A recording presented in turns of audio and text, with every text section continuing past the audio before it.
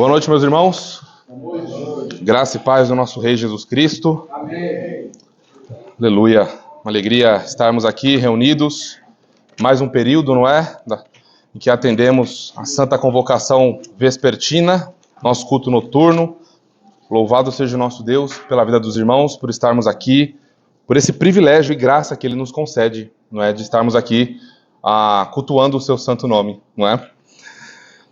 Meus irmãos, hoje, pela noite, nós vamos fazer uma brevíssima pausa em Judas, pois nós julgamos ser necessário estender um pouquinho mais o assunto que vimos hoje pela manhã. E nós ainda vamos permanecer no mesmo autor, mas não no Evangelho de João, na primeira carta do apóstolo João, que escreveu o Evangelho de João. Quero convidar você a ir comigo em 1 João, capítulo 3, 1 João, capítulo 3, versos de 7 a 10. 1 João, capítulo 3, versos de 7 a 10. E é tão claramente uma continuação, não é uma parte 2 do sermão do nosso irmão André, mas é uma continuação a partir de uma outra perspectiva. Isso é tão verdade que o título, eu já vou até antecipar o título do sermão a vocês antes da leitura. O título desse sermão é Os Filhos de Deus e os Filhos do Diabo. Bem parecido, não é? Com o que a gente viu hoje pela manhã. O que vai diferenciar esse sermão do nosso irmão André hoje pela manhã é que o sermão que ele nos trouxe, Deus nos falou e nos alertou sobre a perspectiva dos filhos do diabo fora da comunidade da aliança. Não é? Aqui, em 1 João, nós vamos continuar vendo acerca dos filhos do diabo e os filhos de Deus, mas de uma perspectiva, deixa eu falar bonito aqui, mas eu vou traduzir, tá? Falar em latim aqui, numa perspectiva intracorpus. Calma que eu tô falando em línguas, mas tem intérprete, tá? Fiquem tranquilos.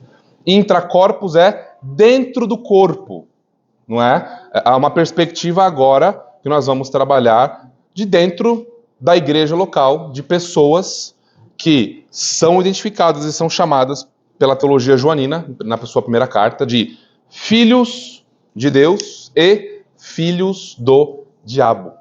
Tá bem? Só que aqui, como eu mencionei aos irmãos, é de uma perspectiva de pessoas que estão dentro. Tá bom? Então vamos à leitura. 1 João, capítulo 3, de 7 a 10. Diz assim o Santo Livro: Filhinhos, não vos deixeis enganar por ninguém. Aquele que pratica a justiça é justo, assim como ele é justo.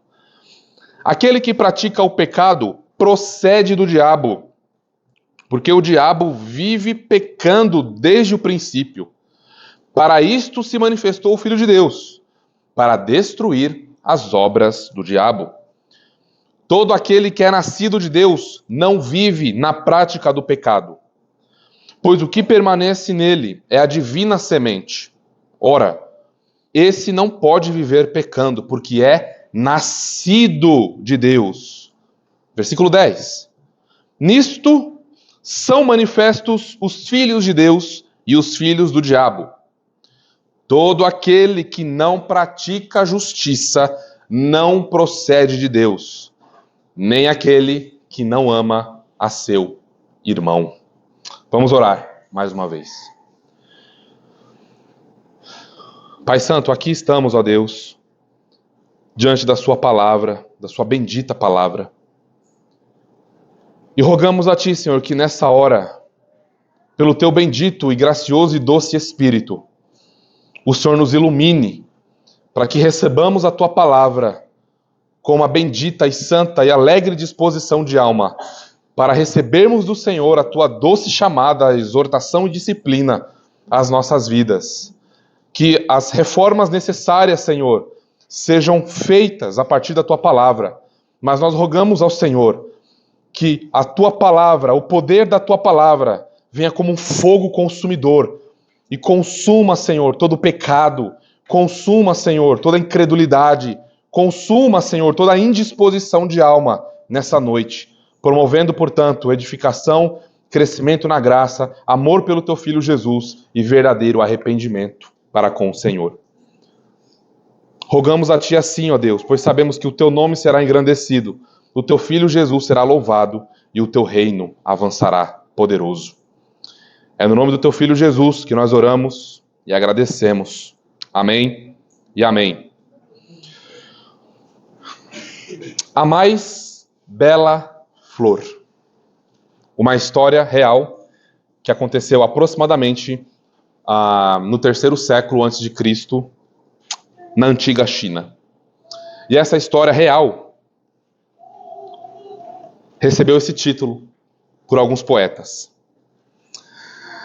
Um certo príncipe da região Tingzhada, do norte do país, estava às vésperas de ser coroado imperador. Mas, de acordo com a lei, ele só poderia ser coroado imperador se ele se casasse. Não poderia ser o imperador, um príncipe, um rei do país solteiro. Portanto, no dia seguinte, o príncipe anunciou, fez uma grande festa, um grande anúncio. Imagine uma cidade, o país parou, porque o futuro rei, que vai assumir o trono, mas ele não pode assumir solteiro, fará um grande anúncio. Que será que esse futuro imperador falará? Que será que esse futuro rei dirá à nação? Imagine então, portanto, o seu coração nesse período. Coloque-se nessa situação. Imagine as luzes, as trombetas, aquela festa, os telões. Óbvio que nós estamos, então, no 3º século antes de Cristo. Eu estou conjecturando, porque não havia telões, não havia tecnologia lá, tá? Eu estou brincando aqui. Então, nessa celebração especial, o rei lançaria um desafio àquelas que desejariam ser sua esposa, ou suas esposas. Ele convocou as jovens donzelas do país para um desafio. Preciso casar, mas não casarei com qualquer uma. E aí, então, ele lançou esse desafio. No dia seguinte, o príncipe anunciou a todas as pretendentes esse desafio. Mas uma velha senhora do palácio, que servia no palácio, ouvindo esses comentários, essa festa, esses preparativos, ficou muito triste. Essa velha senhora ficou muito triste porque a sua filha, jovem donzela, solteira, nutria uma grande admiração pelo jovem príncipe. Ela amava o príncipe do fundo do seu coração. Então, essa senhora, a mãe dessa jovem, chegou e relatou à filha, à jovem, o que aconteceria. Mas ela ficou mais assustada ainda quando ouviu da jovem o seguinte: eu pretendo participar do desafio. Ora, ela ficou assustada, porque o que é que você vai fazer lá? Gente aqui humilde, simples, tantas donzelas de famílias ricas vão participar. Que chance você terá? Você vai lá só passar vergonha, vai envergonhar nossa família. Estavam lá as mais belas mulheres da corte. Não só ricas, mas belas e lindas. Filha, não dá para você, filha. Mas ela falou: eu irei, eu participarei. Querida mãe, disse ela, a jovem donzela, não estou sofrendo e muito menos louca. Eu sei que jamais serei escolhida.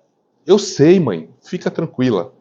Eu não tenho esperanças de ser escolhida. Fica tranquila. Mas é minha oportunidade de ficar pelo menos alguns momentos perto do príncipe que eu amo.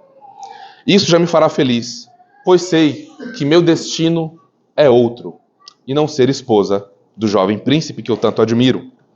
Pois bem, à noite a jovem chegou ao palácio, e lá estavam todas as mais belas moças que vocês podem imaginar, com seus mais belos vestidos. É igual você escolhendo a sua melhor roupa para o dia do Senhor. Elas estavam lá. Seus vestidos, com os seus cabelos, com as suas joias, não é? Para chamar a atenção do jovem príncipe. E todos estavam... O país parou. Qual é o desafio? O que é que vai acontecer? Não é? Imagina os pais dessas jovens. Nossa, se a minha filha for escolhida... Minha filha, para esse filha, por favor, seja escolhida. Cumpra esse desafio com toda a tua alma. E lá estavam elas, então, né? Todas esperançosas, desejosas. Então, finalmente, o príncipe anunciou o desafio. Ó, abre aspas aqui para o príncipe. Eu darei para cada uma de vocês uma semente. E vocês terão de fazer o seguinte. Aquela que, em 6 meses, me trouxer a mais bela flor, será escolhida como minha futura esposa. E governará e será a imperatriz da China ao meu lado. A proposta do príncipe não fugiu às profundas tradições daquele povo, que valorizavam muito a especialidade de cultivar, sejam costumes, amizades, relacionamentos ou uma planta, não é? Uma flor. Pois bem, todas com o mesmo desafio. Nenhuma privilegiada, porque é mais rica, mais abastada, tem mais joias. Na conta bancária não entrou aqui no critério. Todas receberam o mesmo desafio, todas receberam sementes.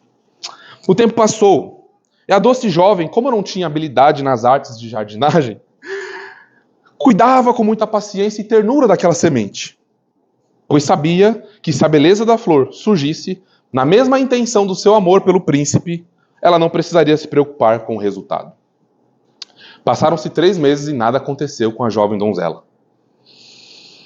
Ela tentou de tudo, usou de todos os métodos que conhecia, os melhores adubos, as melhores maneiras de cuidar de uma semente, regou e cuidou e colocou no ambiente e tomou um sol. Enfim, ela fez tudo o que poderia ter feito, usou as melhores tecnologias da época para cuidar da sementinha.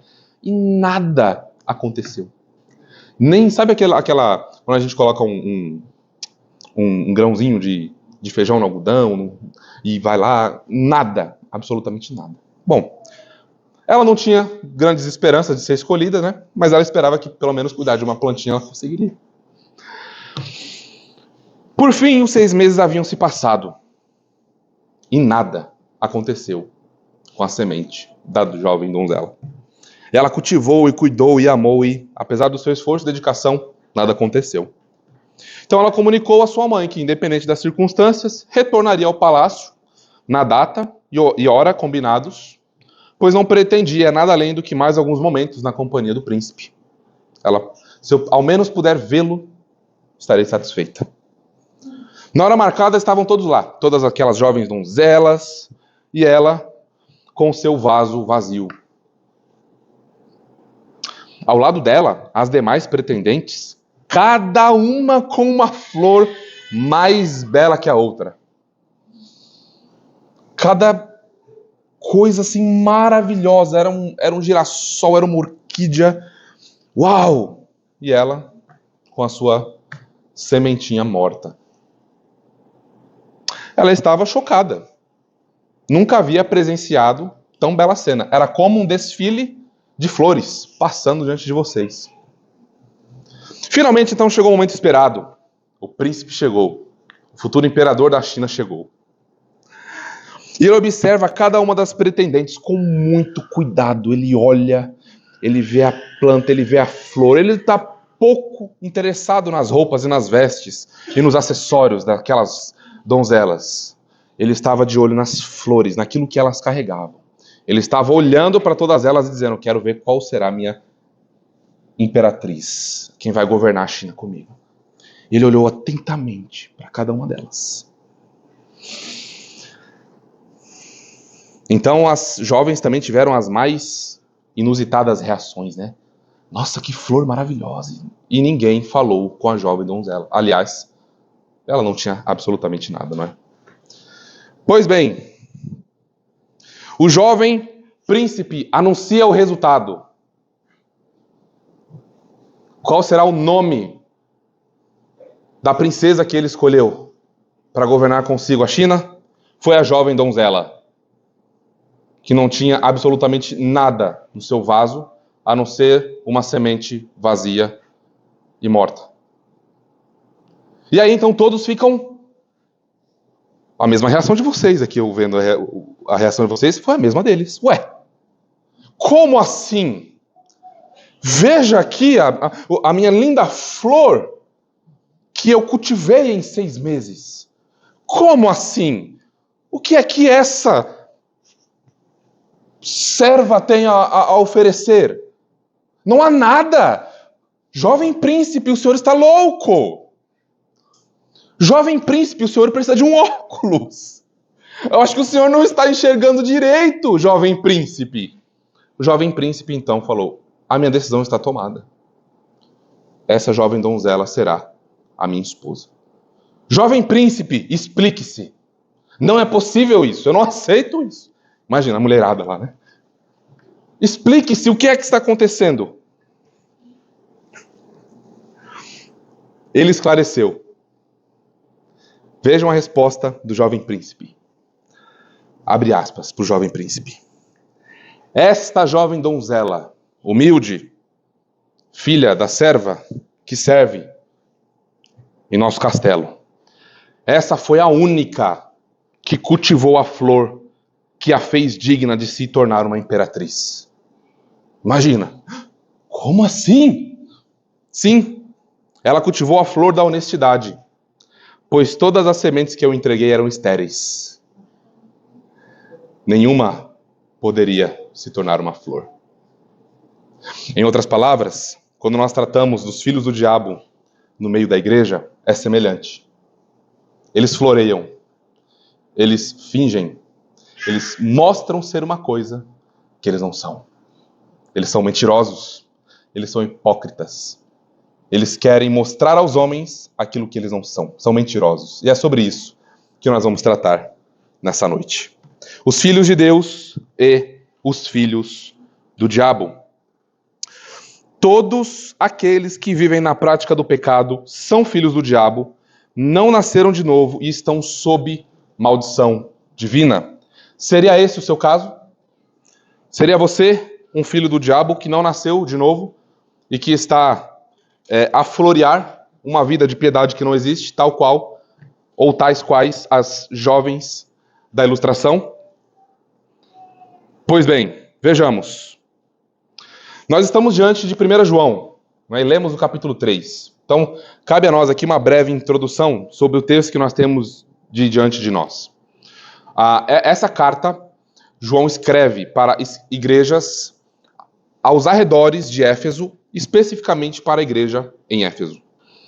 Ele escreve a essa igreja antes do ano 70, pois, como nós temos mencionado aqui, uma maneira muito eficaz de nós datarmos os livros do Novo Testamento é observarmos que não há nenhuma menção, senão em Apocalipse, e ainda assim Apocalipse mostra para nós que o templo em Jerusalém está de pé, portanto mostra que o próprio livro de Apocalipse foi escrito antes do ano 70, que foi quando a guerra judaico-romana explodiu com a destruição do templo, com aquela grande tribulação que foi profetizada pelo Senhor, e muitos judeus ímpios, não é, que rejeitaram o Senhor, experimentaram o juízo de Deus por eles terem feito o que fizeram contra o Messias. Portanto, João não escreve depois do ano 70, tá bem?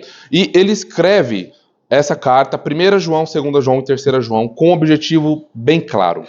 Falsos mestres estavam dentro da igreja causando problemas. Vejam alguns ensinos que estavam causando problemas ali no contexto agora de João. Havia um perfeccionismo pagão, que dizia o seguinte: quando você lê o primeiro capítulo de João, você não lê à toa lá, João dizendo assim: filhinhos, não pequem, mas se vocês pecarem, saibam que vocês têm um advogado junto ao Pai. E ele perdoará os seus pecados e purificará vocês de toda injustiça. Ele não está dizendo isso à toa. Ele está dizendo isso porque havia um ensino falso e pagão e grego na igreja dizendo o seguinte: olha, a partir do momento que você nasce de novo, você não precisa se preocupar com a vida que você leva, porque a sua alma já está salva. Entregue o seu corpo à prostituição. Entregue o seu corpo aos prazeres, porque a tua alma já está justificada diante do Senhor. Um ensino profundamente herético. Um estilo de vida que esses mestres, como nós temos visto em Judas, eles caminham no mesmo caminho. Eles não vão muito longe, não. É uma vida desregrada, uma vida de pecado. Para eles, isso era maturidade espiritual. aqueles que buscavam ser fiéis ao Senhor, tendo uma vida moral e ética guiada pelo Evangelho, eram vistos com desdém por essas pessoas. Nós tínhamos, aqui começa uma heresia muito perigosa acerca da pessoa de Jesus Cristo, chamada de docetismo, porque vem do verbo grego dokel, que significa parecer, algo aparente, né? Então eles diziam assim, o Senhor Jesus, por ele ser Deus, e a matéria é má, ele não pode ter assumido a humanidade para si. Então ele parecia ser homem.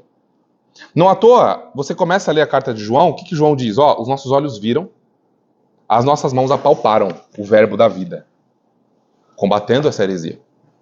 Docetismo. E uma outra, chamada de serintianismo. Não é corintianismo não, tá? É serintianismo. Foi inicialmente Serinto. Alguém envolvido com a igreja também começou com essa heresia. Serinto deu origem à heresia chamada de serintianismo. O que esse corintiano... o que esse Serinto ensinava? Serinto ensinava que no ato da crucificação... Cuidado, lembra? Nós vimos hoje na EBD isso. No ato da crucificação, o Espírito do Logos, eterno, abandonou Jesus homem. Abandonou Jesus homem. Se retirou dele na crucificação. Então, o homem Jesus, na crucificação, morre, mas o Espírito eterno do Deus eterno Logos não está lá. Isso foi conhecido como serintianismo, tá? Uma heresia muito perigosa. E ele também escreve com outros objetivos. O que ele quer fazer aqui? Ele quer aperfeiçoar o povo da aliança em uma compreensão teológica mais robusta. O povo precisa ter a sua cristologia mais aprofundada. O povo precisa saber um pouco mais sobre a fé cristã na prática. O povo, segundo, precisa aguçar o seu rigor ético. Os líderes na igreja, aqueles que estão se achegando à membresia da igreja, precisam ter uma vida, precisam demonstrar uma vida santa, uma vida piedosa. Não é qualquer pessoa que diga que é crente, que quer a membresia da igreja, que deve ser aceito na membresia da igreja. A membresia deve estar atenta, os líderes da igreja devem estar atentos. Então, o rigor ético precisa ser elevado, porque tem pessoas na igreja promovendo impiedade. Aumentar a intensidade devocional, ter uma boa teologia envolve um coração envolvido nisso. Envolve as afeições. Testar e confirmar a fé dos que creem em Cristo. Sempre quando eu estou em luta, em algo, eu vou para 1 João. Eu sempre sou exortado, eu sempre sou consolado, eu sempre termino em lágrimas, mas eu sempre termino em esperançoso também. 1 João foi escrito também para testar a fé daqueles que dizem que são dos nossos, quando na verdade não são dos nossos. Por isso que eles saíram do nosso meio. E 5, estabelecer a diferença entre aqueles que pertencem a Deus e aqueles que pertencem ao mundo, entre os filhos de Deus e os filhos do diabo, entre aqueles que pertencem a Cristo e aqueles que pertencem a Belial, aqueles que amam Mamon e aqueles que amam o Senhor Deus, o Deus verdadeiro. Por isso João escreveu essas 3 cartas. 1 João, ela tem 3 temas que se repetem. São 3 temas principais que se repetem em 3 ciclos. São 3 ciclos em que esses 3 assuntos eles vão se repetindo, tá? O primeiro assunto que nós vemos é guardar os mandamentos de Deus. A gente vê esse assunto aparecendo no capítulo 1 e no capítulo 2. Primeiro ciclo. Depois ele aparece no finzinho do capítulo 2 e início do capítulo 3. E o terceiro e último ciclo é lá no capítulo 5. Amar uns aos outros é um tema também recorrente na teologia de 1 João. No capítulo 2, o primeiro ciclo, 3, o segundo, e no capítulo 4, o terceiro ciclo. E por fim, a cristologia de João. Crer que Jesus é Deus homem é fundamental para a nossa salvação. E aí nós vamos ver isso no capítulo 2, no capítulo 4 e no capítulo 5. Vocês estavam esperando, eu sei, a afirmação teológica vem agora, tá bom? Não esqueci. Ela é um pouquinho longa, eu vou falar devagar e quando eu terminar eu vou repetir, tá bom? A nossa afirmação teológica, que resume o nosso sermão, é: aqueles que nasceram de Deus têm uma nova natureza e suas obras justas testificam que, verdadeiramente, o Espírito Santo está operando em suas vidas, pois eles foram libertos da escravidão do pecado pela obra de Jesus Cristo. Portanto, não vivem na prática do pecado, o que é radicalmente diferente daqueles que são filhos do diabo. Vou repetir, tá? Aqueles que nasceram de Deus têm uma nova natureza, e suas obras justas testificam que, verdadeiramente, o Espírito Santo está operando em suas vidas, pois eles foram libertos da escravidão do pecado pela obra de Jesus Cristo. Portanto, não vivem na prática do pecado, o que é radicalmente diferente daqueles que são filhos do diabo. Ufa, deixa eu respirar um pouquinho. Para os nossos pequenos, a palavra que vocês têm que pesquisar com o auxílio dos pais de vocês é filho, tá bem? A palavrinha-chave aqui é filho, porque nós estamos vendo aqueles que são filhos de Deus e aqueles que são filhos do diabo. A divisão do nosso texto está assim, são 3 partes, tá? O que nós vamos observar aqui hoje? Nós vamos observar aqueles que praticam a justiça e aqueles que praticam o pecado ou injustiça, tá? Versículos 7 a 8a. Segunda parte, nós vamos ver a manifestação do Filho de Deus nisso tudo, 8b. E a terceira e última parte, finalmente, os filhos de Deus e os filhos do diabo manifestados, versos de 9 a 10. Vamos à primeira parte, portanto, o que pratica a justiça e o que pratica o pecado. Vamos dar uma olhadinha atenta no versículo 7. Entrando agora no texto, finalmente. Filhinhos, não vos deixeis enganar por ninguém. Aquele que pratica a justiça é justo, assim como ele é justo. Notem como que João começa essa sessão. E é bem comum, em sua carta, ele usar esse termo carinhoso, esse termo amoroso, que mostra o coração amoroso do apóstolo, que ficou conhecido como apóstolo do amor. Se a gente pudesse resumir todo o ensino do apóstolo João, diríamos que ele é o apóstolo do amor de Deus. Ele é o autor de João 3,16. Ele é o autor daquela emblemática frase e texto que nós vamos ler em breve.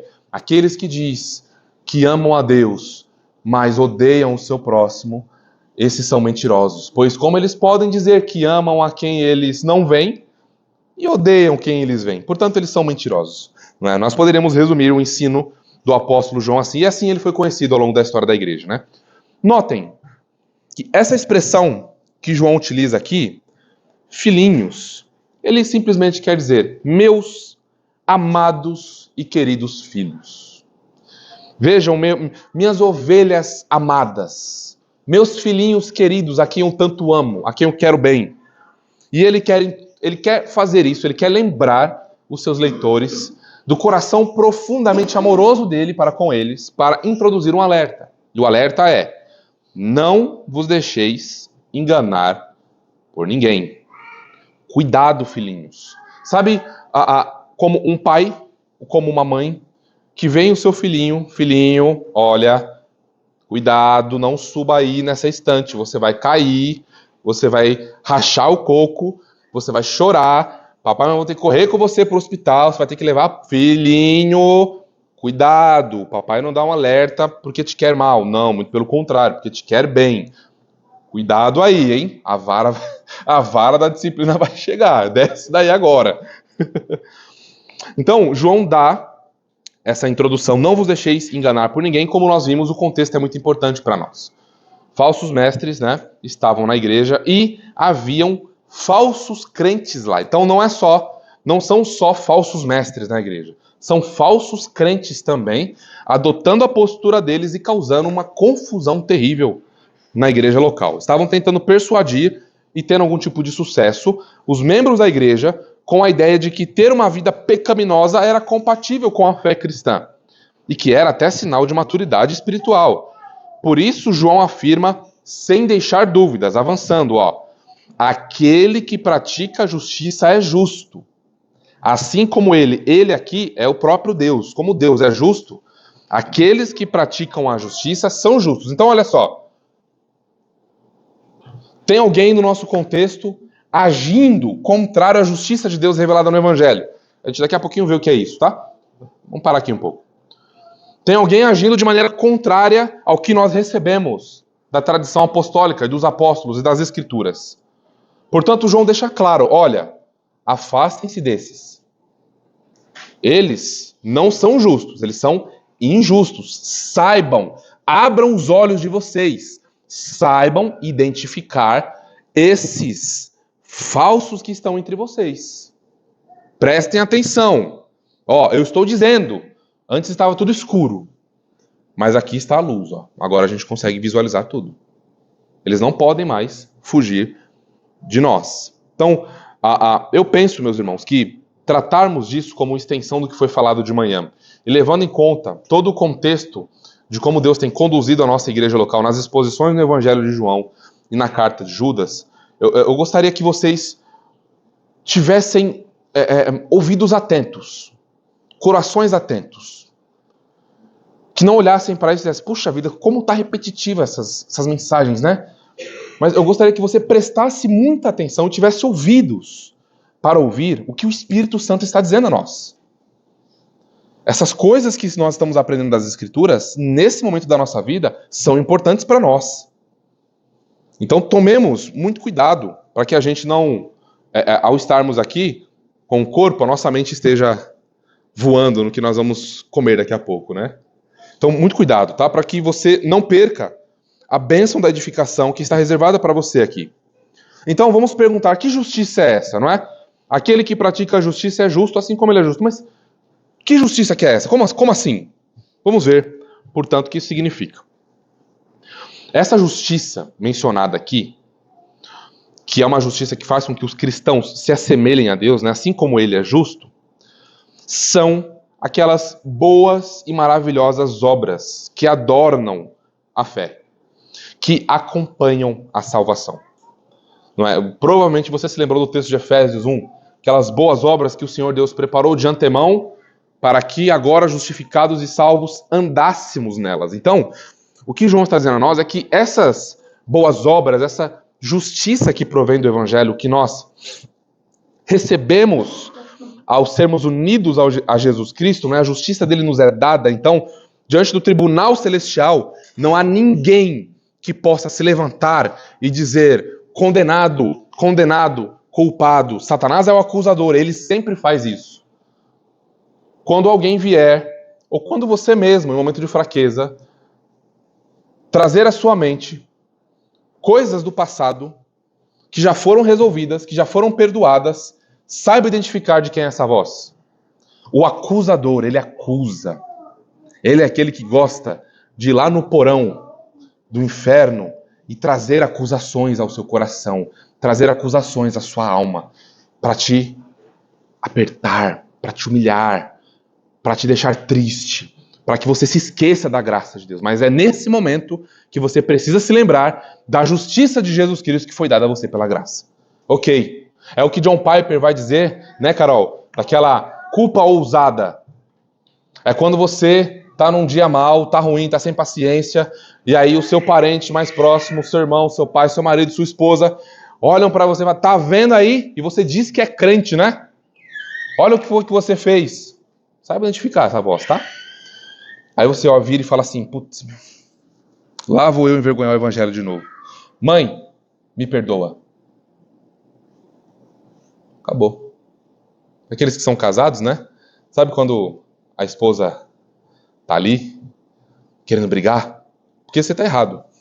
Você tá errado, né? Mas a gente é orgulhoso, né, homens? Nós somos orgulhosos, a gente quer, não, vamos dar um jeito, não tô errado não, peraí, você entendeu errado, você leu errado, não foi isso que eu falei, peraí, vamos dar um jeitinho aqui porque eu tô certo.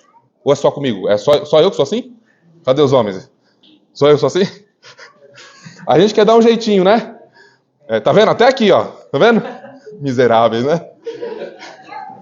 E a esposa tá lá, cheia de justiça própria, e ela tá certa mesmo. Você você esqueceu de lavar, você esqueceu de... Como é que é? Você esqueceu de tirar o feijão do congelador, você esqueceu de não sei o quê, você esqueceu de ir na quitanda, de ir no hortifruti. Marido, eu já falei. Aí você me perdoa. Aí ela... Como assim me perdoa? Não. Eu quero brigar. Não. Me perdoa nada. Que me perdoa? Não aceito. Não tem. Me perdoa. Não tem o que fazer. Acabou. Neutralizou. Vai fazer o quê? Assumiu a culpa, assumiu o dano. Realmente. Você está certo. Eu peço perdão por isso. Realmente, mãe, eu respondi mal. Eu fui impaciente. Fui uma vergonha para o Evangelho, me perdoa. Mas saiba de uma coisa, Jesus Cristo me perdoou. E é por isso que eu estou pedindo perdão a você. Porque eu fui perdoado desse pecado. E saiba de outra coisa, você precisa se arrepender. Porque a ira de Deus está sobre a sua cabeça. É a culpa ousada. Você neutraliza a ação de Satanás no seu coração. Você levanta o escudo da fé. Você coloca o capacete da salvação. Você toma a espada do Espírito. Você coloca a couraça da justiça. O cinto do Evangelho. A bota da preparação do Evangelho da paz. É sandália, tá? Mas eu... Tá? Você coloca a armadura. Você se veste do Evangelho. Você se protege contra as setas do inimigo. Contra os apóstolos do inferno. Contra o acusador que se levantará para atacar o seu coração, para atacar a sua alma, principalmente em seus momentos de fraqueza. Ok? Então aqui, os verdadeiros cristãos são aqueles que foram unidos a Jesus Cristo. E lembrem que nós estudamos lá atrás sobre a doutrina esquecida da santificação, aquela dupla graça que os reformadores ensinaram, não é? Da justificação ser nos dada, e essa justificação, ela é acompanhada, né? São dois lados da mesma moeda, com a santificação. Então é isso. Essas obras de justiça é aplicação do Evangelho. É o desejo de se conformar ao Evangelho. É o desejo, é um coração movido de tanto amor pelo Senhor, que ele abre mão das suas preferências, ele abre mão dos seus desejos, ele vira as costas para o mundo, ele vira as costas para o pecado e anda com o Senhor. É isso que é essa justiça que vem a nós e nós só podemos viver sobre ela, ou sob ela, não é? Pela graça de Deus. Então, esses irmãos aqui na igreja local são aqueles que se esforçam. A palavra é essa mesma, tá? Eles se esforçam e eles se deleitam em servir o próximo e amar a Deus. Como que eu sirvo a Deus, portanto? Eu sirvo a Deus fazendo bom uso dos meios de graça que Deus me deu, não sendo ingrato ao que Deus deu a mim.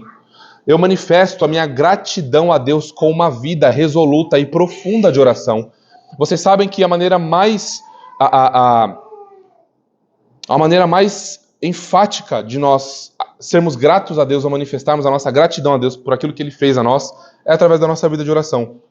A nossa vida de oração testemunha o quanto somos gratos a Deus. Leonard Ravenhill dizia que um homem e uma mulher de Deus não são medidos pelo tamanho do ministério que eles têm. Eles não são medidos pelas pessoas que estão lá. Eles não são medidos pelo currículo acadêmico deles.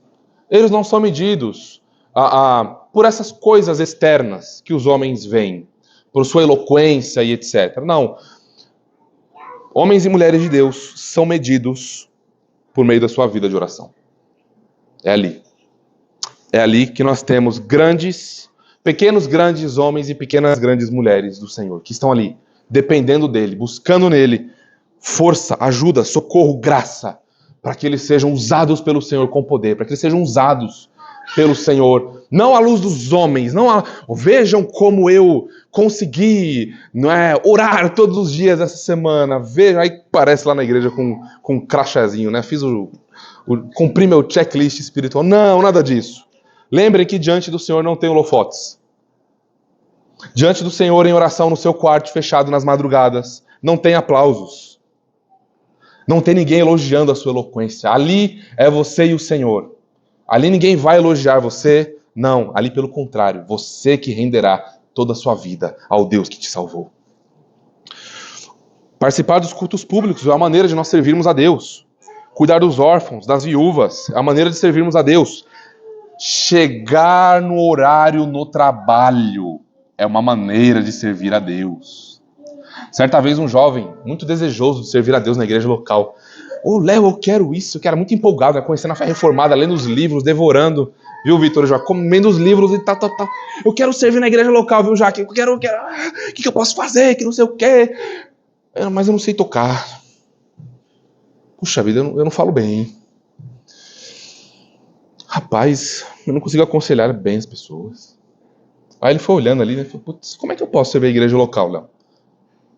Eu falei, meu irmão, comece servindo a Deus chegando no horário no seu trabalho. Aí ele deu uma murchada. Por que você murchou, meu irmão? Não, porque eu quero fazer alguma coisa na igreja. Não, você pode fazer alguma coisa na igreja, mas o reino de Deus vai além da igreja local. Comece sendo um bom marido. Comece santificando os teus lábios. Santificando a tua mente. Honrando os teus pais. Sendo paciente com os teus filhos. Não é? Por que você quer essa ânsia de tanto ser visto pelos homens? Você quer realmente servir a igreja local ou você quer ser visto pelos homens? O que está no teu coração? E aí a conversa vai aprofundando, né? A gente vai cavando lá. Então, meus irmãos, onde estão as suas boas obras? Qual é a diferença quando alguém olha para você e olha para um filho do diabo? Vai. Qual é a diferença? Qual é a diferença? Onde está? Alguém olha para você e pergunta assim, qual que é a diferença do Hernani pro ateu ali da esquina? Qual que é a diferença? Do Léo pro ateu ali do outro lado. O que marca? Onde estão as nossas boas obras? Como você tem manifestado o reino de Deus onde você foi plantado? Lembrando que você é uma nova criatura, que você nasceu de novo. Como que o lugar onde você está floresce em piedade porque você está lá? Pense nessas coisas. Mas eu não quero que você pense que isso aqui é natural. O que eu quero dizer com natural? Que você precisa planejar. Eu vou pregar o evangelho hoje. Senhor, coloque pessoas na minha frente. Aí Deus coloca 10 pessoas na sua frente e você não se planejou. Você não decorou um versículo bíblico, você não pegou nosso panfletinho evangelístico, você não fez o seu devocional de manhã, você orou a Deus para Deus colocar pessoas no teu caminho, mas você não orou a Deus por poder espiritual, por graça. Aí a pessoa está lá diante de você quase implorando para pregar o evangelho e você travou. O que eu falo? Jesus te ama? Percebem? Então, precisamos planejar. Precisamos planejar. Senhor, aqui está a minha vida. Senhor, eu não sei o que o Senhor preparou nesse dia para mim. Eu estou indo para o meu trabalho, tenho uma rotina, eu consigo, Senhor, prever algumas coisas, mas, ó Deus, está nas tuas mãos o meu dia. Usa a minha vida para a tua glória. Coloque pessoas no meu caminho para que eu possa pregar o evangelho, quer elas queiram, quer não. Me usa para a tua glória, inflama meu coração. Senhor, me ajuda a lembrar de textos, anota, escreve, faz um cronograma. Tem pessoas que você já sabe os assuntos que você vai tratar, não é? Já prepara ali um gancho, um gatilho, alguma coisa para você entrar quebrando tudo com o evangelho. Porque não é literal, tá? Eu fico tranquilo porque não tem nenhum dispensacionalista aqui entre nós. Então, é você criar caminhos para você entrar com o evangelho. Intencionalidade e planejamento. 2 palavrinhas-chave. Assim como você planeja o teu momento devocional com Deus, planeja, não é, o teu momento ali em família, no culto familiar, etc., você precisa planejar também. Intencionalidade e planejamento. Meus irmãos, deixa eu chamar vocês aqui. Se vocês não entenderam ainda, isso vale pra mim também, tá? Eu sou só o carteiro, mas eu recebi a mensagem também. Eu tô apanhando junto com vocês, tá? Deus quer usar a vida de vocês. Vocês ouviram o que eu falei? Deus quer usar a vida de vocês. Nesta geração. Agora. Ao sair daqui. Ao dirigir, Deus quer usar a vida de vocês para proclamar o evangelho de Jesus Cristo. Deus deseja isso. O quanto isso mexe com você. O quanto isso alegra o teu coração. Poxa, o Senhor quer me usar. Espera aí. Ô Deus, me ajuda, me usa, me alegra. Me dê iluminação. Senhor, faça alguma coisa, mas então me usa. Seja como Isaías, Senhor, eis-me aqui. Usa a minha vida. Senhor, me ajuda. Eu tenho falhado, Senhor, e confesso o teu pecado. Perdoa, Senhor, pela frouxidão. Perdoa pelo temor dos homens. Perdoa, Senhor, faça alguma coisa, Senhor, me usa. Esse as obras, são as obras de justiça, sabe, que vão inflamando a nossa alma, o nosso coração e nos movendo a ação. Agora, vamos ver a outra parte, né, o outro lado dessa moeda. O que pratica o pecado, que no caso seria injustiça. Versículo 8. Aquele que pratica o pecado procede do diabo, porque o diabo vive pecando desde o princípio. Cristo Jesus, aqui no verso anterior de João, ele é a fonte da justiça.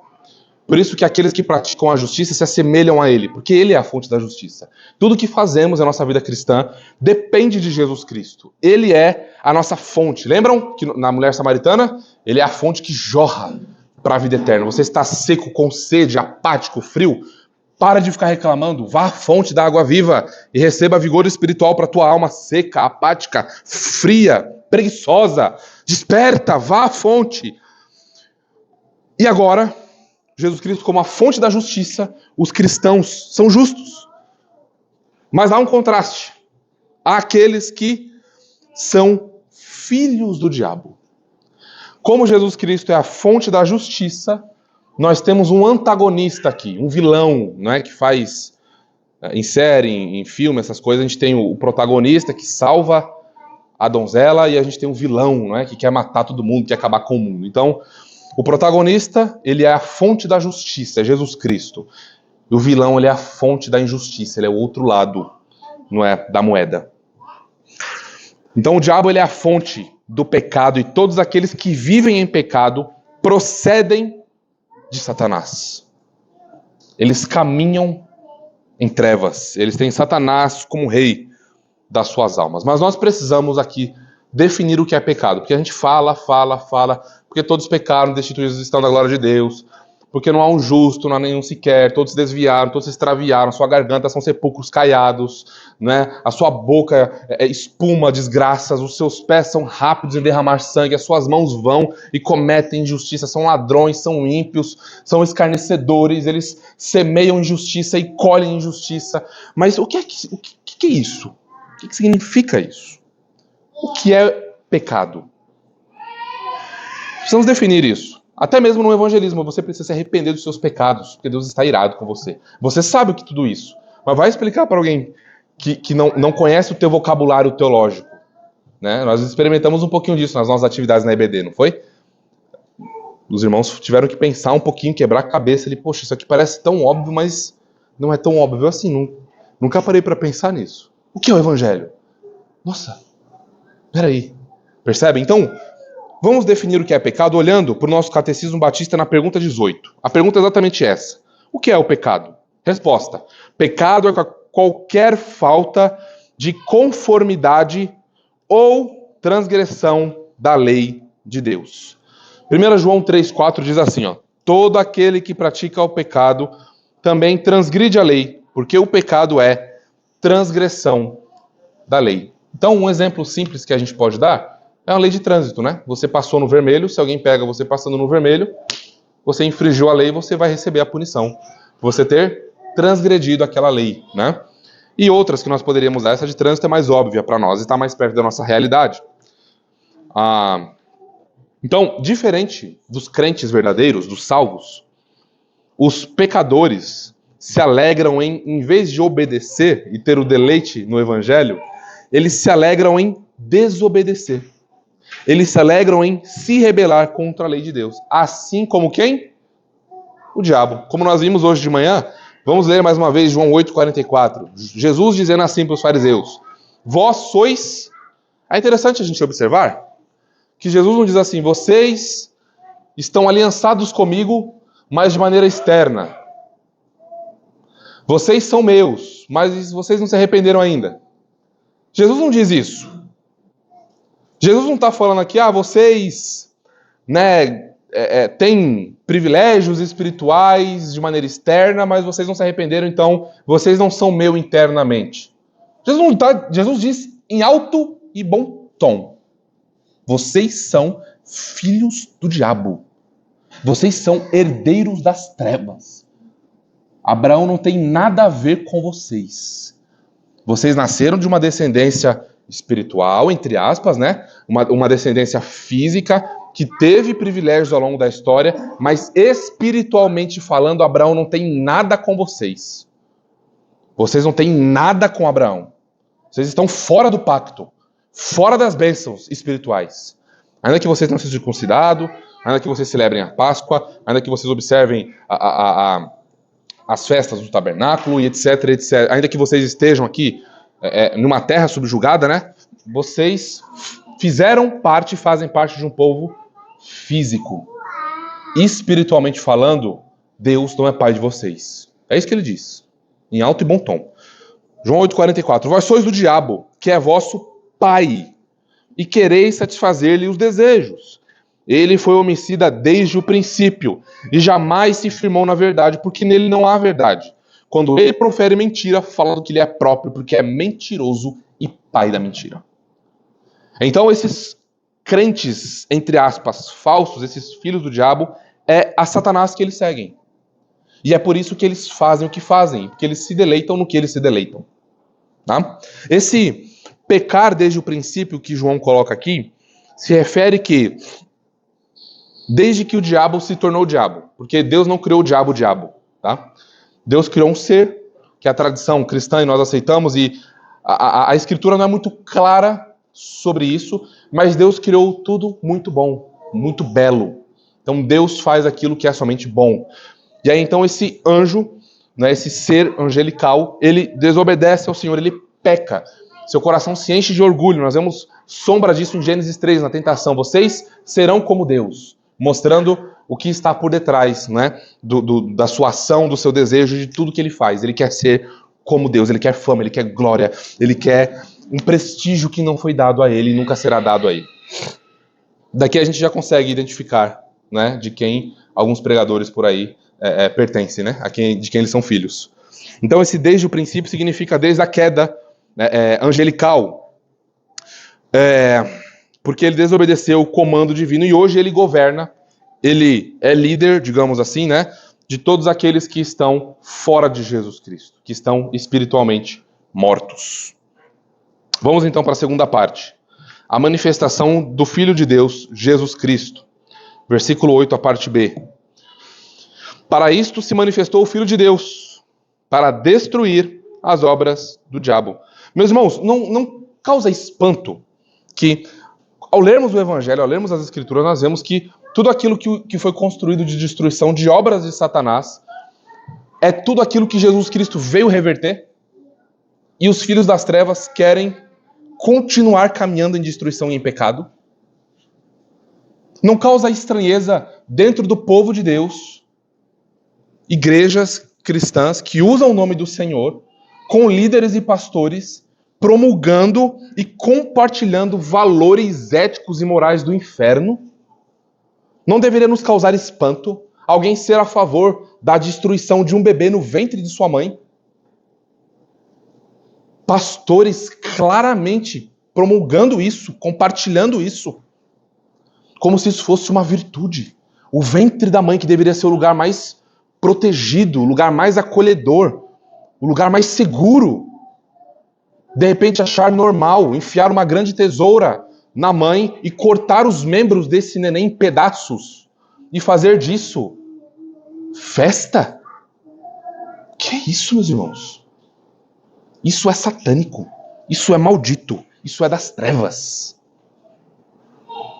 Porque eles querem caminhar num caminho, numa estrada completamente que está mergulhada em trevas. Mas o Senhor Jesus Cristo, ele veio destruir as obras do diabo, ele veio libertar o seu povo do jugo de escravidão, ele veio colocar o seu povo em graça, dar vida a esses homens que eram desgraçados, que eram mortos, que celebravam a morte, que viviam em desobediência, que amavam escancarar a sua imoralidade diante dos homens e ainda fazia festa. Agora não. Agora nós vimos a podridão do pecado, a gravidade do pecado, e nós viramos as costas para tudo isso. O Senhor Jesus veio, conforme Hebreus 2, 14 e 15, fazer o seguinte: visto, pois, que os filhos têm participação comum de carne e sangue, destes também ele igualmente participou, para que por sua morte destruísse aquele que tem o poder da morte, a saber, o diabo, e livrasse todos os que, pelo pavor da morte, estavam sujeitos à escravidão por toda a vida. Aqui a gente precisa parar e, ao olhar para isso, perguntar como que, de maneira prática, meus irmãos, nós temos sido gratos ao nosso Deus por Ele ter nos liberto dessa escravidão, desse jugo pesado, desse fardo de trevas. Quanto que nós temos sido gratos? ao Pai, ao Filho e ao Espírito pela obra da redenção? Como, meus irmãos? Como? Responda isso a você. Responda isso ao teu coração.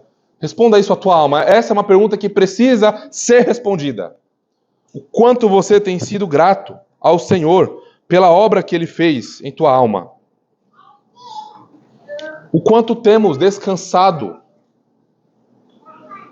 por sabermos que as obras do diabo foram destruídas e estão cada vez mais, a cada dia, sendo subjugadas, sendo destruídas, que o reino de Jesus vai avançar e vai continuar avançando, vitorioso sobre os seus inimigos.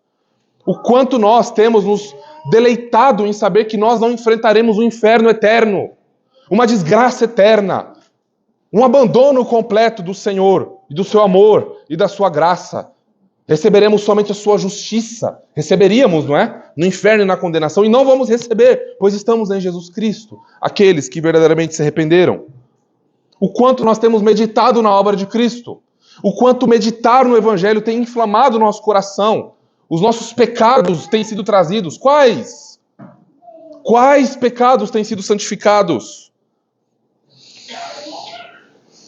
Claro que apenas aqueles que confiam e honram a Jesus Cristo verdadeiramente terão condições de irem à luz e responderem essas perguntas.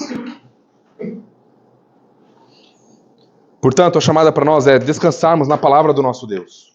Mais uma vez, nós falamos isso semana passada, André falou pela manhã. Nós precisamos descansar na palavra do nosso Deus. Vamos enfatizar isso. Nós precisamos das Escrituras. Sem as Escrituras, nós não vamos descansar na obra de Jesus. Serão os nossos pensamentos, as nossas emoções guiando o que fazemos, guiando o que sentimos, guiando o que planejamos, guiando a maneira como levamos a nossa vida, como pensamos igreja. Meus irmãos, por que essa ênfase? Porque as Escrituras, a palavra do nosso Deus é um livro vivo. A palavra de Deus, ao lermos a palavra de Deus, não é como lermos um letreiro na estrada. Aqui a vida transmite vida a nós, segurança a nós, paz às nossas almas. Sabe por que você anda tão inquieto? Sua alma está tão inquieta, em caos, com medo do amanhã, com medo da morte, com medo do que vai acontecer com a sua família? Porque você não tem ido a esse livro. A vida aqui, muita vida, vida abundante aqui nesse livro. Para você, de graça. Às vezes você não precisa nem levantar para ir lá na tua biblioteca pegar o livro. Você está no smartphone. Cadê a tua Bíblia no celular? Cadê os teus destaques, os teus comentários? Onde está? Onde estão? Você pode apresentar. É por isso que há tanta fraqueza em nós. Então, nós precisamos ir às Escrituras, meditar nas Escrituras, demonstrar de maneira prática o quanto nós somos gratos a Deus por sua palavra e por sua obra graciosa em nosso favor. Terceira e última parte, meus irmãos.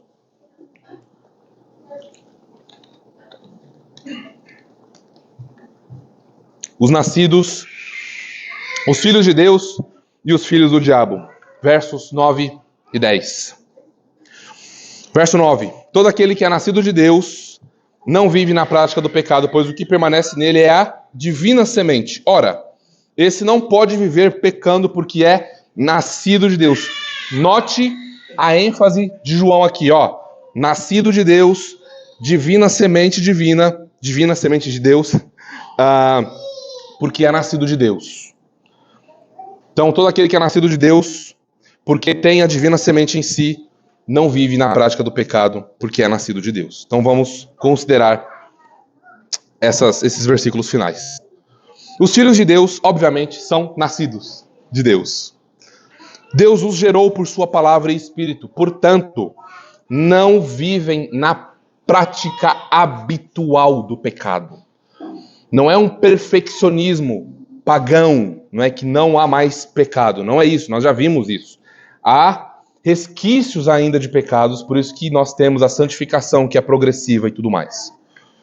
Mas os filhos de Deus não vivem em pecado. O pecado é um desvio no percurso. Aquela pedra na estrada que você não viu. Não é algo diário, não é algo habitual na vida do crente. Eu tinha um professor no seminário que ele era ele defendia a possibilidade de perder a salvação, né? Ele defendia isso. Uma vez em aula, ele testemunhou que ele, por conta desse texto aqui, ele abandonou essa ideia fracassada, né? Essa ideia horrível, essa heresia horrorosa. E ele falou que, por conta desse texto, ele abandonou essa e outras ideias estranhas que ele tinha, né? É só ir às escrituras e elas vão nos reformando, né? Notem, todo aquele que é nascido de Deus não vive na prática do pecado, porque é nascido de Deus. 1 João 3, 5-6 diz assim, ó: sabeis também que ele se manifestou para tirar os pecados, Jesus Cristo, e nele não existe pecado. Todo aquele que permanece nele, em Jesus Cristo, não vive pecando. Todo aquele que vive pecando não o viu, nem o conheceu. Não à toa o Senhor Jesus diz em Mateus capítulo 7, naquele texto que para mim é o texto mais aterrorizador de toda a Escritura, naquele grande dia do juízo, pessoas chegarão para ele e dirão assim: Senhor, Senhor. Uma confissão de fé, boa. Teologia, bacana. Passou no teste teológico. Senhor, Senhor, nós não profetizamos em teu nome? Não fizemos milagres, curas, maravilhas, mortos foram ressuscitados, e etc, etc, etc. E ele vira para essas pessoas e diz assim: apartai-vos de mim. Eu não vos conheço. Eu não vos conheço. Jesus diz isso a eles. Eu nunca tive um relacionamento íntimo com vocês. Vocês nunca me amaram. O coração de vocês nunca foi meu. Vocês tinham boa teologia, tinham uma boa prática, mas vocês faziam isso porque vocês queriam aplausos dos homens. Vocês viveram uma vida que eu nunca ensinei a viver. Vocês fazem tudo isso, tem uma boa teologia, estão lá na internet defendendo, né? Os 5 pontos do calvinismo, mas a vida de vocês não testemunha a teologia que vocês pregam e que vocês ensinam. Apartai-vos de mim, para longe de mim, para o fogo do inferno, onde lá estarão Satanás, seus anjos e todos os ímpios.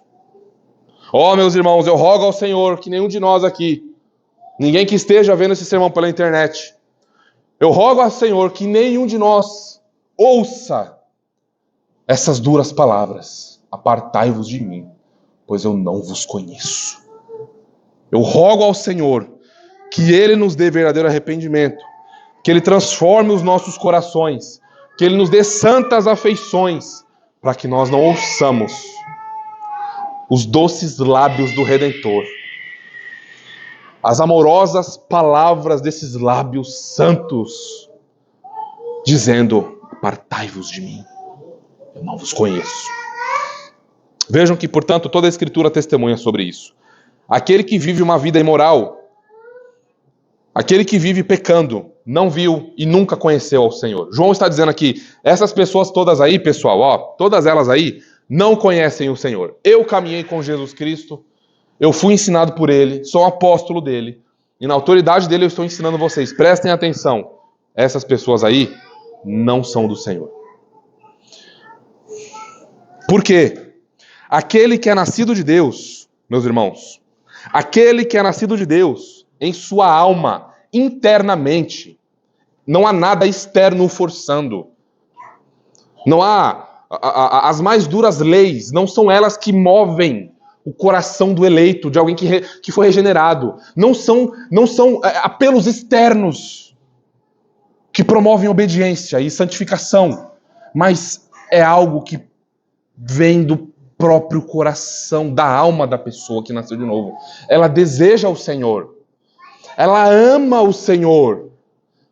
Ela quer se conformar com o Senhor.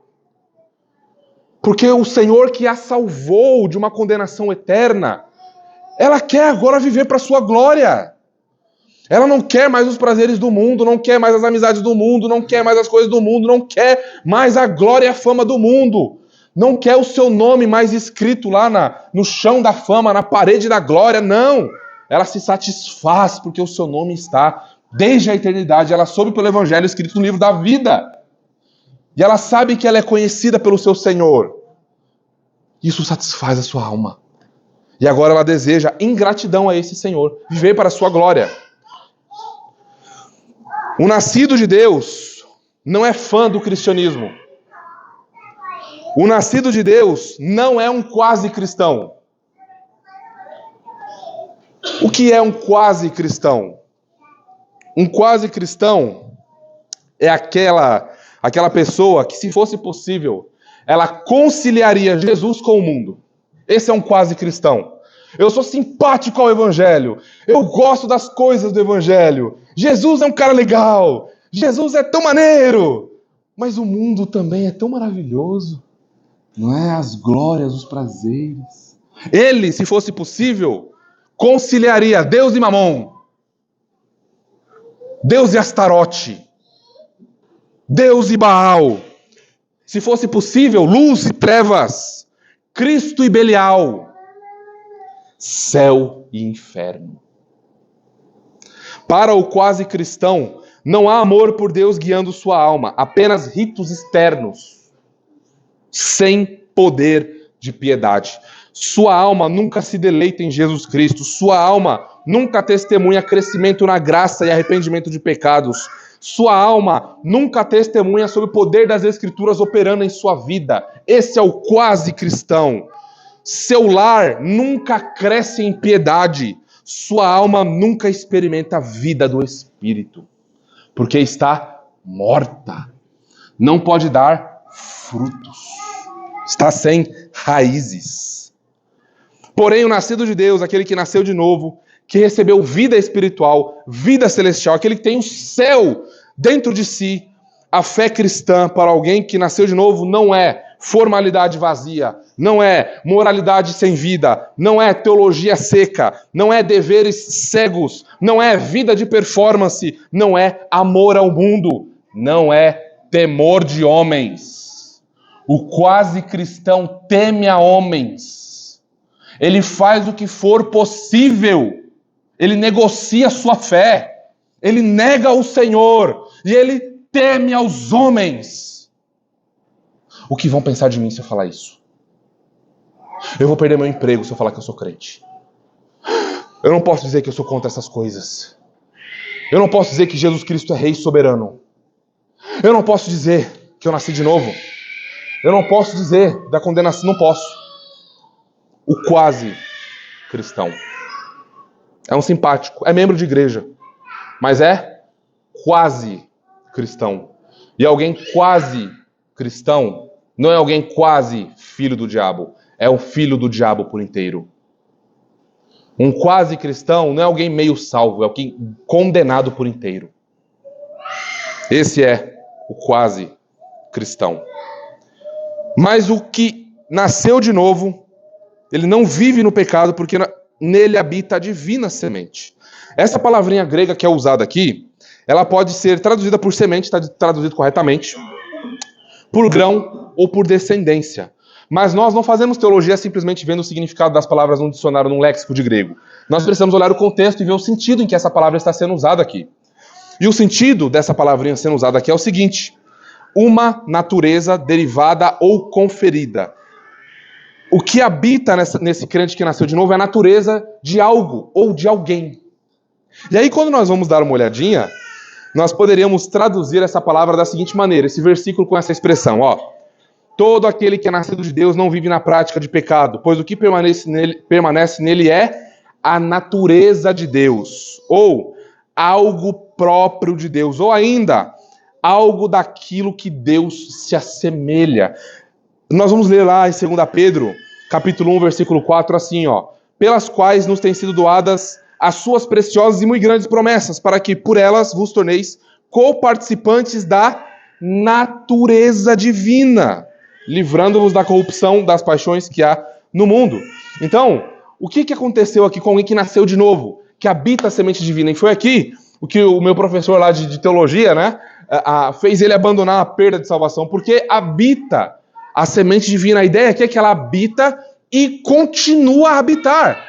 É algo contínuo. Não é algo assim que Deus coloca, Deus opera, Deus faz, e de repente acontece alguma coisa que aquela pessoa perde aquilo. Não. É algo que Deus faz, aliás, aquele que começou a boa obra é fiel para completá-la até o dia de Cristo, não é? Nosso Deus não é infiel para começar uma obra e de repente, porque você não foi fiel ao pacto, alguma coisa assim, de repente você perdeu os privilégios. Não, não depende de você. Depende de Jesus Cristo. Ele é o cabeça federal do pacto da graça, do Novo Testamento. Unidos a Ele, nós estamos seguros para sempre. Isso não significa, como alguns loucos por aí, alguns comentários malucos de teologia, que a gente tem louco para tudo, né? Não significa que nós somos deuses aqui, né? Que nós viramos semideuses, né? No melhor estilo Hércules aqui da mitologia grega. Nada a ver com isso. Simplesmente significa que nós recebemos uma nova natureza. Lembram 2 Coríntios 5:17? Vocês são nova criação. Deus não pegou você, jogou fora e criou outra pessoa com seu nome. Deus pegou você e recriou. Transformou e está transformando de glória em glória. Esse mundo caído, Deus não vai queimar no fogo e criar algo novo. Ele vai reedificar. Ele vai acabar com a maldade. E esse mundo será transformado. Não é? Deus faz assim. Deus transforma as nossas almas. Então, é isso que significa. Estamos agora vivos para Deus. Se puder resumir tudo isso, é isso aqui, ó. Nós recebemos vida celestial. A nossa vida foi radicalmente transformada. Nós não somos mais os mesmos homens e mais as mesmas mulheres desde que esse carro a 350 km por hora nos atropelou. Nós mudamos radicalmente. É só os domingos? Não. É algo que flui do meu coração, da minha. O crente verdadeiro, ele sente necessidade. Ele, por onde ele vai, ele exala o quê? O bom perfume de Cristo. Para uns esse perfume é salvação, é graça, é arrependimento. Para outros esse bom perfume é condenação, é morte, é juízo. O crente exala esse perfume por onde ele vai. Ele não pode se desvencilhar. Esse perfume não é aquele que a gente coloca, né, para os compromissos, para o trabalho, e chega em casa, toma um banho, põe outra roupa, não tem mais aquele perfume lá. Não. Onde nós estamos.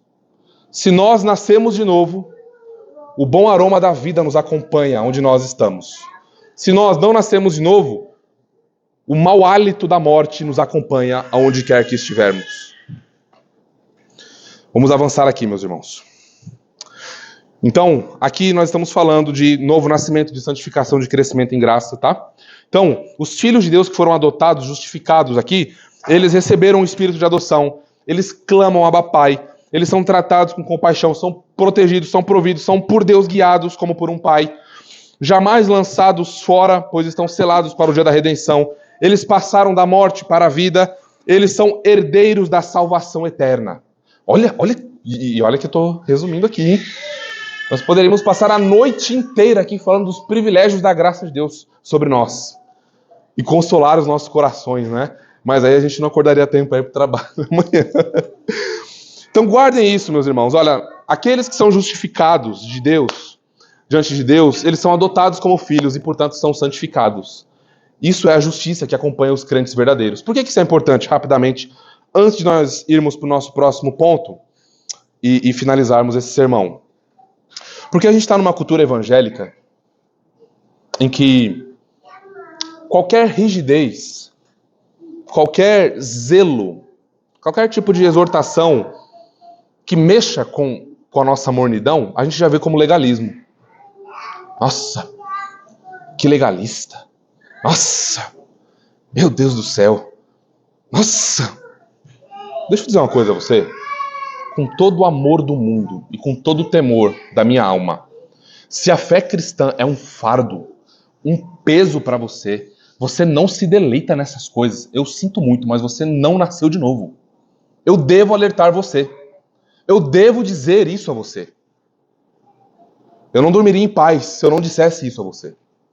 Se todas essas glórias que nós temos visto não fazem você se alegrar, se deleitar, se programar para o dia do Senhor, para aproveitar esse dia com seus irmãos, com a igreja, de maneira santa e piedosa, eu sinto muito. Ah, você então está inserindo coisas da salvação? Não, eu estou dizendo que você nunca foi salvo mesmo. Eu não estou dizendo que você foi salvo e agora você tem que observar alguma coisa. Não. Você não foi salvo. Jesus não é o deleite que move a tua alma a amar a tua esposa. Você não foi salvo. Essa exortação faz você ficar mais irado com o pregador. Você não foi salvo. Essa exortação faz você ficar com mais raiva dessa igreja, em vez de produzir arrependimento em você. você não foi salvo. Qual é a sua postura diante disso? Senhor, é verdade. Senhor, sou eu. É a minha vida descrita ali. Misericórdia de mim, Senhor. Me dá graça. Essa é a postura adequada. Tá? Agora, vejamos os filhos do diabo, e é a parte final aqui do nosso sermão. São manifestos agora os filhos de Deus e os filhos do diabo. Todo aquele que não pratica a justiça, tudo isso que nós vimos, né? Não procede de Deus, nem aquele que ama seu irmão. Agora não resta mais dúvidas. São manifestos, isto é, são trazidos à luz. Ser manifesto aqui é ser trazido à luz. Algo que estava debaixo da cadeira, ninguém estava vendo, eu estava vendo, mas agora eu trouxe à luz a vocês. Estou manifestando a vocês aquilo que estava debaixo da cadeira. Agora vocês podem ver os filhos do diabo e os filhos de Deus. Em contrapartida, há uma outra semente. Não é a semente de Jesus Cristo.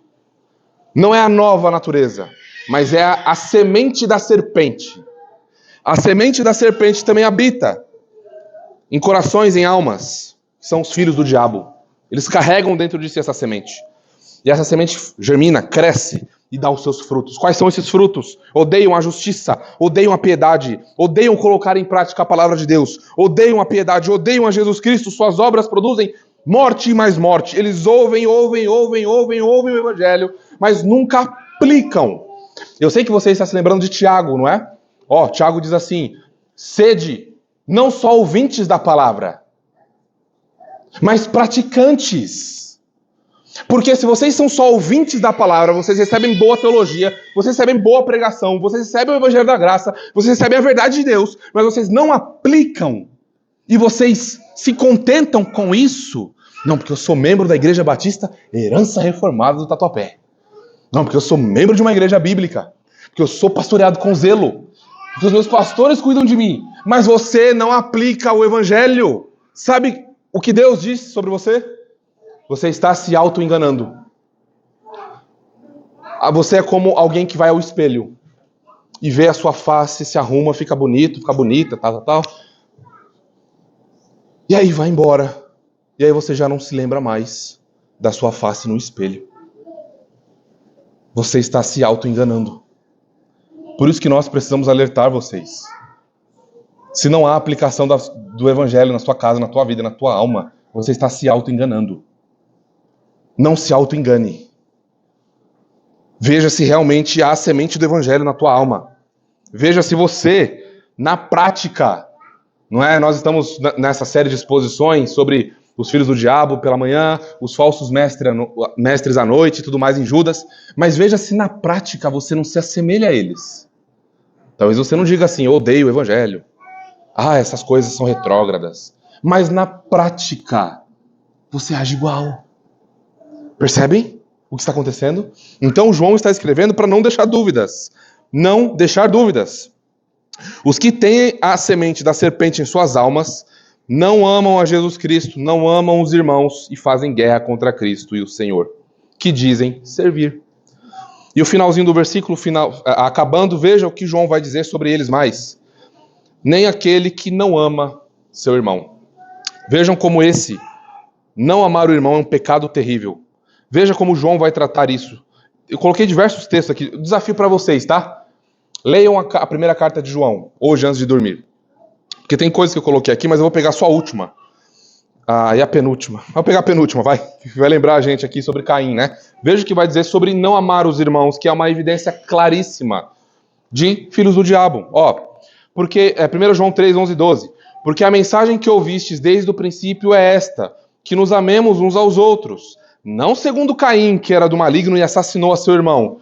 E por que o assassinou? Porque as suas obras eram más e as de seu irmão eram justas. Depois, lá no capítulo 4, versículos 20 e 21, a gente vai ler assim, se alguém disser ama a Deus e odiar a seu irmão é mentiroso, pois aquele que não ama a seu irmão, a quem vê, não pode amar a Deus a quem não vê. Ora, temos da parte dele este mandamento, que aquele que ama a Deus, ame também a seu irmão. Como que filhos do diabo na igreja não amam os irmãos? Eles queriam facção na igreja. Como nós vimos hoje pela manhã, né? A quebra do 6º mandamento, eles destroem a reputação de pessoas.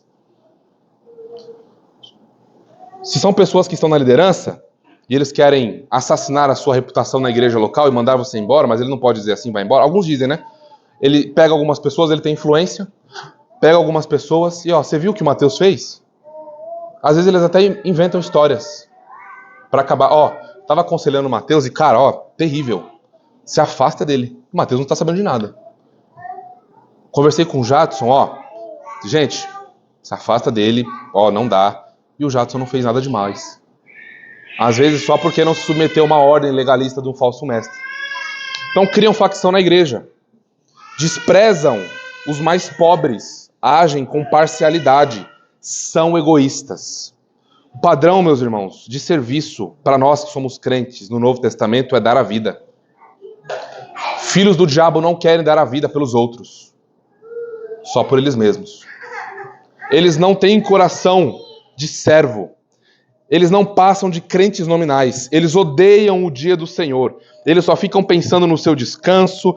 Eles só ficam pensando na sua série. Eles só ficam pensando no seu filme. Eles só ficam pensando no tempo com a família. Eles só ficam pensando nessas coisas. Eles não param para pensar no irmão que acorda mais cedo para abrir um espaço para a gente cultuar a Deus. Eles não param para pensar naquele irmão que precisa estar com a família, mas abre mão de estar com a família para poder servir o povo de Deus, para que aquele irmão que é relaxado, que é preguiçoso, que é irresponsável, possa receber o evangelho da graça de Deus. Ele não pensa nessas coisas. Ele não pensa em como os líderes estão preparando seus sermões e lutando com Deus em oração. Eles não se preocupam com isso. Eles querem receber. Eles querem consumir. O que vocês têm para me oferecer? Eles são aqueles que têm o quê? Um rei na barriga, um imperador no estômago. Só se preocupam com eles mesmos. Eles temem a morte, mas não temem o Senhor da vida.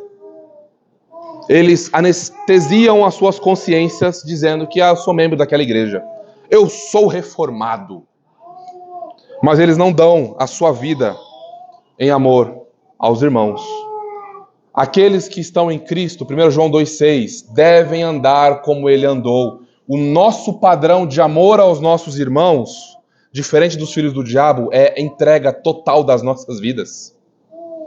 Não é olhar para o problema do outro e virar as costas. Não é saber que o irmão está padecendo necessidade, lutando com enfermidade, e eu não estou nem aí com isso. Não! 1000 vezes não! O padrão do evangelho é elevadíssimo. O padrão do evangelho é: dê a sua vida, como Jesus Cristo deu a vida por você. Amar como ele amou. Como que Jesus Cristo nos amou? Ele amou o seu povo e se entregou até o fim. Até a morte e morte de cruz. O quanto você está sangrando em serviço pelo seu irmão. O quanto você está se doando em serviço pela igreja. O quanto você está falando assim: eu preciso te visitar. Eu preciso ir até você. Eu estou levando isso a você. Porque Jesus Cristo deu sua vida por mim. E eu doei a minha vida em preparar esse para você. Como que o evangelho está motivando você, meus irmãos? As boas obras? Há evangelho em você? Cadê? Mostra! Me mostre! Pegando um gancho em Tiago, não é? Você diz que crê. Me mostra as suas obras, que eu direi, se você crê. Sabemos que não há nenhuma contradição entre Tiago e Paulo aqui. Isso é coisa de liberal, louco, maluco. A ênfase de Tiago é outra. Tiago está olhando para uma igreja apática, para uma igreja fria, para uma igreja que tem uma boa teologia, mas para uma igreja que trata os irmãos com parcialidade. Não, Joyce e Vitor não sentam ali. Ali. Mas por quê? Não, porque esses lugares aqui eu já reservei para aqueles visitantes que estão vindo, que dão um bom dízimo. Não. A salvação é pela graça, nós cremos nisso, ok, maravilha, mas deixa eu te dizer uma coisa, por que você está vivendo desse jeito se a salvação é pela graça? Cadê os frutos de arrependimento aí? Não há? Então sinto muito, você é aqueles que faz parte daquele grupo que está se auto-enganando. Você não é crente, você é um mentiroso. Percebe, meus irmãos, como isso é sério? Aqui são manifestos, os filhos do diabo não estão nem aí para a igreja. Não estão nem aí. Eles querem ser membros da igreja, mas eles, não mexe comigo não. Se mexer comigo, eu vou embora, hein? Pisar no meu calo. Aquela igreja é muito legal, mas os líderes estão começando a pegar no meu pecado. E aquele irmão lá, não, aquele irmão me tratou mal no grupo. Tô nem aí pra ele, que morra. Filhos do diabo. Filhos do diabo agem assim na igreja. Por isso que eles são uma desgraça no meio da igreja. Por isso que, graças a Deus, nós temos uma ferramenta chamada disciplina eclesiástica. Não é? Na hora que a coisa aperta, que Deus chega e aperta o eleito. Opa, peraí, calma. Me arrependo. O ímpio e o bode não. Permanece duro. Quer dar cabeçada. E aí então nós vemos que pelas obras más não fazem parte do povo da aliança. E são rejeitados. Eu espero, meus irmãos, que eu não tenha aqui, nesse final, falando dos filhos do diabo, descrito nenhum de vocês. Se eu descrevi algum de vocês, o chamado é o arrependimento. É necessário arrependimento. Porque você está sob o desagrado de Deus. A justiça de Deus está sobre você. Você precisa ir ao Senhor desesperadamente e clamar por salvação e por graça. Você precisa ir ao Senhor Jesus, pois não há outro caminho para você. Cedo ou tarde, as reais intenções do teu coração no seio da igreja local vão aparecer. As escrituras testemunham isso. Portanto, você não conseguirá se esconder por muito tempo no meio da igreja de Deus. Você será revelado. Tomara que você se arrependa antes disso. Você, crente que está fraco, olhe para o seu Senhor também. Olhe para Ele, olhe para toda essa coisa gloriosa que nós vimos aqui. E apegue-se a Ele. Fortaleça-se nele. E descanse nele. Acabe com os dardos inflamados do maligno. Olhe para isso como uma doce chamada exortação ao trabalho, à movimentação. Vamos crescer juntos no Senhor. Aos crentes que estão fortes, a mesma chamada. Olhem para Jesus Cristo. Identifiquem irmãos que estão padecendo necessidade, irmãos que precisam de aconselhamento, irmãos que precisam caminhar com você para crescer junto com você em maturidade, em fé. Resumindo, meus irmãos, nós precisamos de Jesus Cristo. Nossa igreja precisa de Jesus Cristo. Aquele que morreu, foi sepultado e ao terceiro dia ressuscitou e trouxe consigo a nova criação, da qual a igreja faz parte, o povo da aliança faz parte. Jesus Cristo é tudo em todos. Ele deve ser o bem mais precioso da nossa alma. Ele deve ser aquilo que move o nosso trabalho, a nossa pregação, a nossa oração, o nosso serviço, o nosso movimento, o guiar a nossa família em piedade. Jesus Cristo precisa ser tudo, porque Ele é tudo. E não há nada que possamos obter sem Ele. Amém, meus irmãos? Vamos orar. Te louvamos, Pai Santo, pela Tua palavra. Nós te agradecemos, Senhor, por Tuas doces exortações a nós. Te agradecemos pelo Teu grande amor revelado a nós nessa porção da Tua palavra. Senhor, nós te agradecemos por ter nos livrado do império das trevas, por ter nos libertado, ter nos salvado, ter nos dado o Teu Filho Jesus, ter nos dado o Teu Espírito, ter nos dado a Tua palavra, o Teu povo. Senhor, muito obrigado pelos meus irmãos que estão aqui. Eu te louvo pela vida de cada um deles, ó Deus. Obrigado por me ensinar tanto através deles. Te louvo pela vida dessa igreja, Senhor. Esses irmãos tão amorosos, tão zelosos, tão cuidadosos. Que o Senhor os fortaleça, que o Senhor continue a formar Cristo em cada um aqui, Senhor, dos meus irmãos. Por favor, Senhor, não nos deixe nos assemelharmos aos filhos do diabo, aos filhos das trevas. Que as nossas boas obras, a partir daqui, superabundam, se manifestem, sejam praticadas, sejam planejadas com diligência e zelo. Muito obrigado, Senhor, pois o Teu Filho Jesus é tudo que nós temos e tudo que nós precisamos. E nele nós estamos seguros e ancorados, pois nele nós temos a vida eterna e nele nós descansamos para sempre. E é nele, ó Pai, que nós oramos e agradecemos. Amém e amém.